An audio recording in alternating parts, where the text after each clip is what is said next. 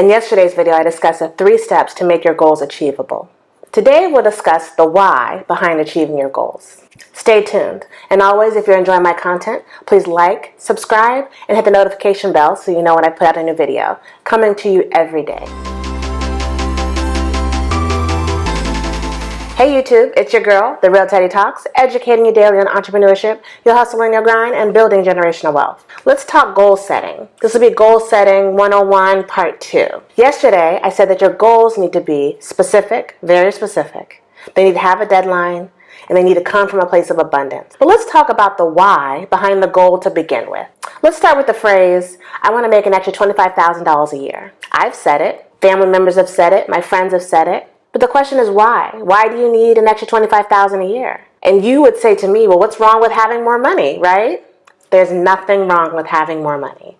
All I'm saying, when it comes to achieving a goal that's going to require hard work to get there, you need to understand your why. In everything, you need to understand your why.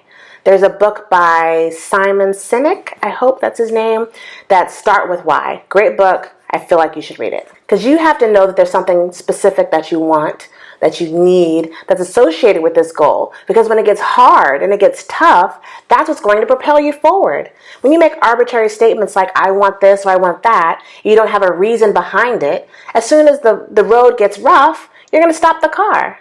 Because you have nothing driving you forward other than saying a sentence. No one's holding you to it. You haven't set benchmarks, nothing.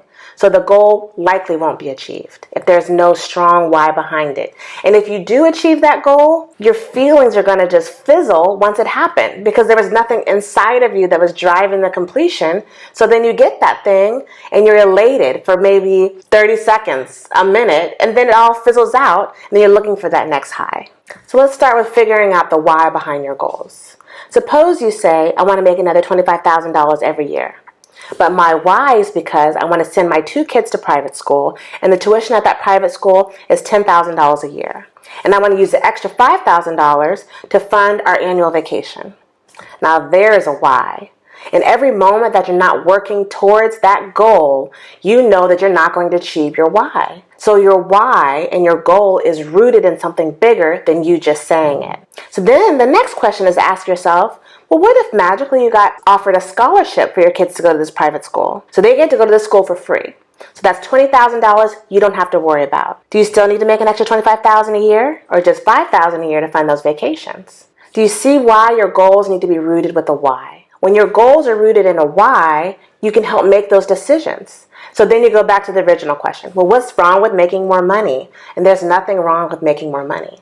But ask yourself, what's the opportunity cost of going after that money? Do you have to work an extra 10 or 15 hours of overtime every week? Sacrificing that time with your family and your friends. Is that worth it? Do you need to make that sacrifice? Maybe it means dealing with people you don't like at work, or dealing with the boss you hate, sucking up to them so you can get this extra time, so that you can make this extra money for a goal you don't even need to make anymore.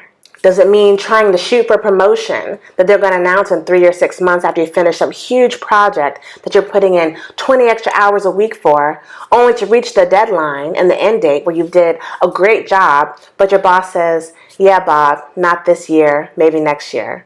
So you did all that for nothing. But that's because your goal wasn't associated with the why.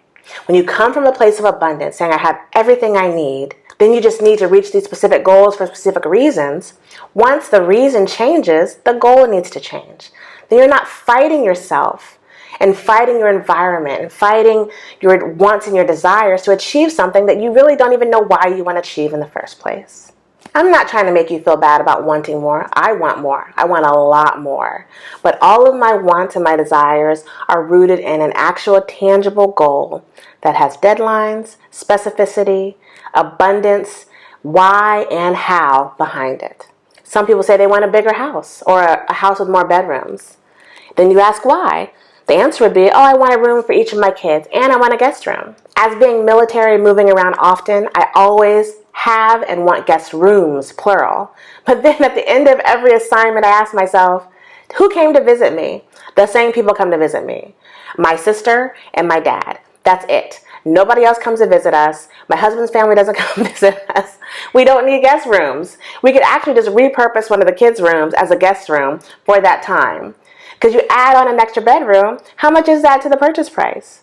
Does that increase at $25,000, $30,000, $40,000 for that extra bedroom that no one's using? Or could I use it as my office and repurpose it as a bedroom? Who knows? But the point is, we all make these arbitrary statements. I want a dedicated guest room, but you don't get any guests.